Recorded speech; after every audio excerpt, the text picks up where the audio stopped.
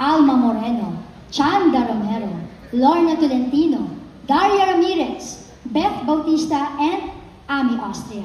Siya rin ang nag-launch ng mga movie hits na Janice de Belen, Julie Vega, at Cecil Inigo. Mula moral hanggang nunal sa tubig, sinuportahan niya ang mga pelikulang naging haligi ng second golden age of Philippine cinema. It is our honor to present the ulirang alagad ng pelikula sa likod ng camera Lifetime Achievement Award to Mr. Jesse Ejercito.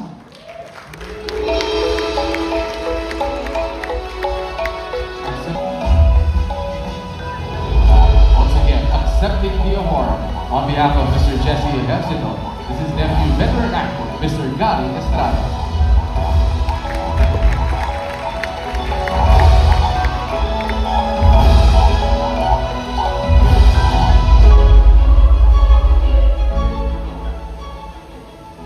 Hayaan nyo basahin ko po muna ang speech ng aking mahal na tiyuhin.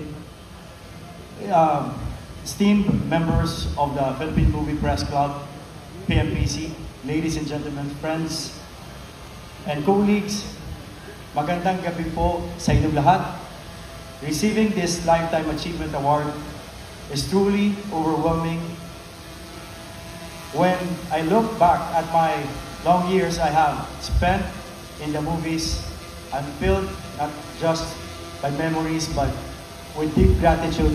Those years were not always easy, but they were incredibly fruitful through the work. Every project we're able to entertain Filipinos across the generation, to make them laugh, cry, and hope, and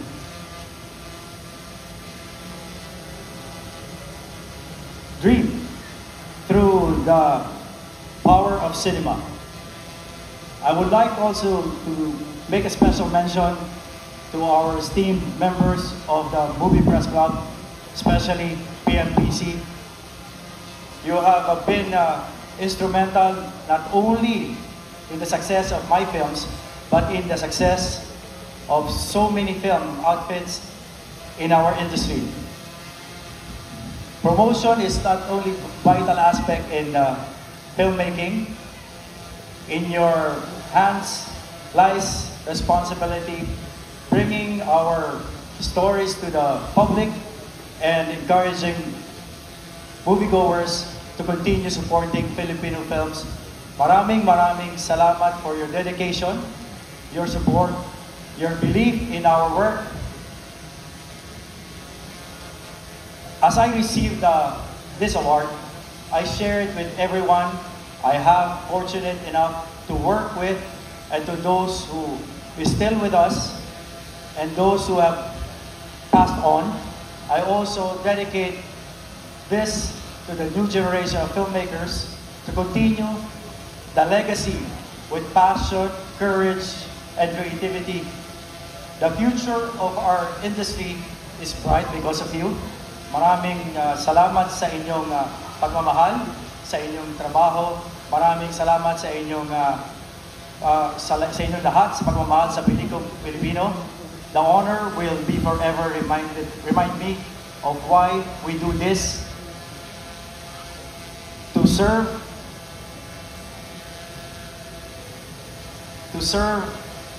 and to tell the stories that reflect the hearts of our people. Mabuhay po ang PMPC, mabuhay po ang industriyang Pilipino. Maraming salamat po.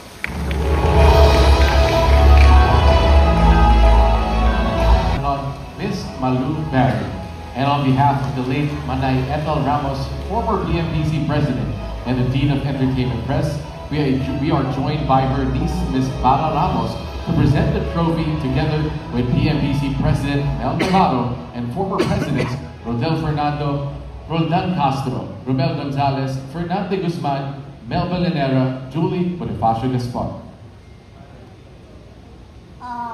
Ako na ba po?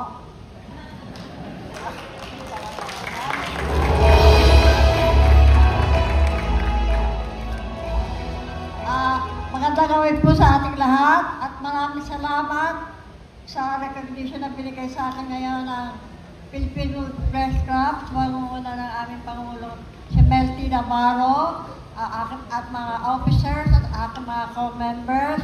5 dekada na po ako sa showbiz. Kaya marami, ang unang kaya tinawag ko Best of Both World ang aking award sa showbiz. Miss Nora Honor. Ang kanyang bituin ay patuloy na magniningning sa parangal na ito. And tonight, we celebrate an actor whose artistry shines in his own remarkable way. Binigyang buhay niya ang mga alamat at mga karakter na hindi malilimutan. Mga pelikulang nagbigay kulay at humubog sa imahinasyon ng maraming henerasyon. Balikan natin ang ilan sa mga proyektong nagmarka sa kanyang karera.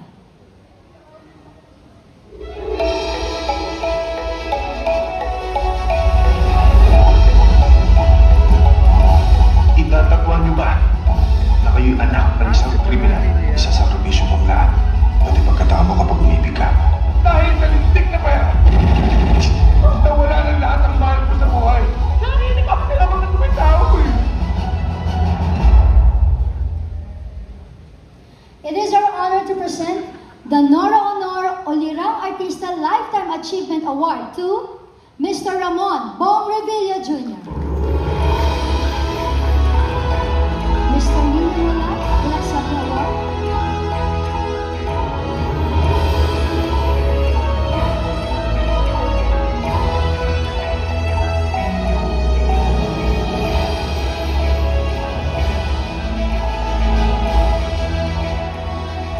Mga kaibigan, palakpakan po natin ang PMPC. Alam nyo, sa aming mga matatagal ng artista, napakalapit sa amin ng mga movie press club. Kasi, nung araw kasi wala namang social media. Diba?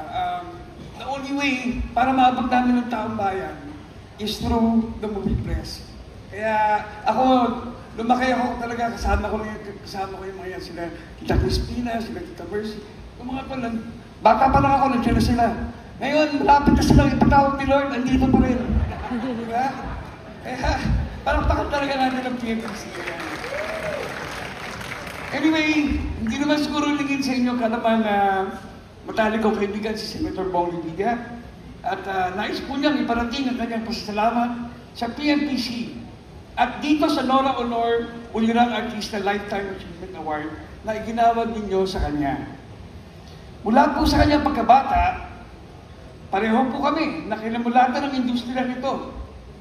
Ito ang humubog hindi lamang sa kanya, kundi sa kanilang buong pamilya. Mula sa kanyang ama at ina hanggang sa kanyang mga anak. Yan. 43 years. Mas matagal pala ako kay Senator Bong. 43 years after his first screen appearance, and after over 100 films and hundreds more television episodes, Senator Bong is very thankful that the industry we love so much continues to embrace him.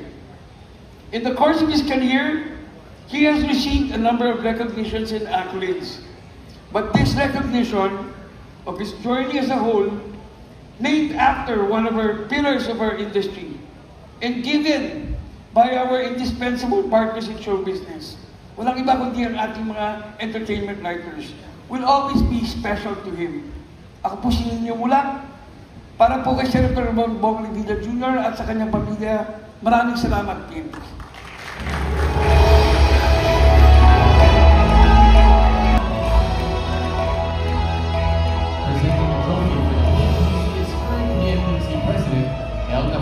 Together with members and officers of the PMPC.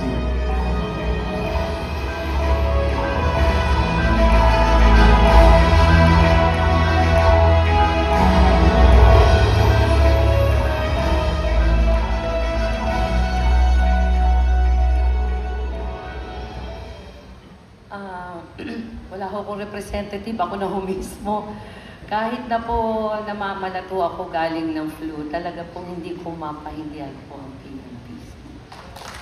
At alam niyo po, isang malaking karangalan po na makakuha na mapili po ako sa award na to kay Ate Kai. Sobra ako nagpapasalamat na ganito pala ang feeling. Ilang taon na po ako? 1976 hanggang ngayon po. Almost 50 years, Maring hindi, di ba? 50 years po sa showbiz. Opo, ilang dekada na rin po. Hindi man po ako nakakakuha ng Best Actress Award. Nanonominate naman po. Pero at least malaki na ho ito. Na-inspired na po ako dito sa natanggap kong award. Maraming salamat po sa bumubuo ng TFC. Kay Maring Guy ko po, wala na. Thank you so much. Dadalhin ko po to habang buhay. Maraming salamat.